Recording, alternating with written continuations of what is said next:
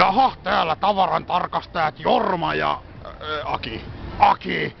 Kolmen sepän aukiolla on perjantai-yö.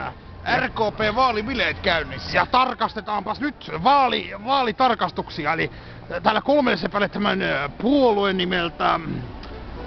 Jaha, tämähän on se RKP, eli se ruotsalaisten puolue on asentanut tällaisen leikkimökkisen. Ja tarkastetaanpas mitä on tarjolla näin perjantai-illana. Jaha, iso riippulukko olisi tarjolla.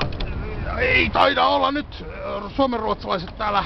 AB-lukko. Kyllä, ja seuraava vaalimökki, ja tämä onkin tämmönen vähän isompi malli, mitäs täällä tarjolla?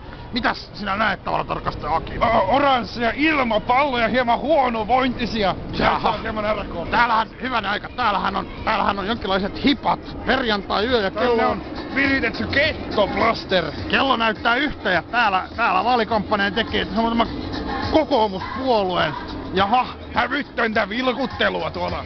ettei nyt tässä koiteta kuluttajan hassata, että yölläkin kampanjoidaan. Onkos tämä nyt ollenkaan luvallista? Onkos nämä aukioloaikasäännöksetkin ja kaikkea? Tässähän vedetään pitkää päivää. Siellä on nuoria tupa täynnä ja näköjään vohveleita tarjotaan. Jaha, ja sitten kuluttajan asioilla tavallaan tarkastajat... Kasvihuoneen ilmiö iskenyt Helsingin keskustaan. Mikäs puolue se tämä on? Se on tämä vihreä puolue. Jaha, ja tarkastaapas mitä vihreä puolue tarjoaa meille näin perjantai-iltana.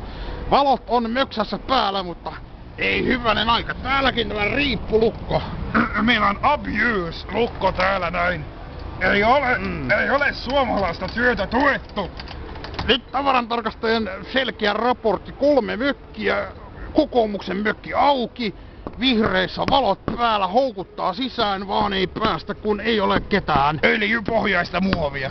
Selkeästi kuluttaja nyt fuskataan näillä lyyssauksilla. Ydinenergiaa pusketaan tuonne lampuun. Ja pahin se tuo RKP-mökki, kun ei mitään ole. Ei ole tarjolla kuluttajalle. Kokoomus ainut auki oli.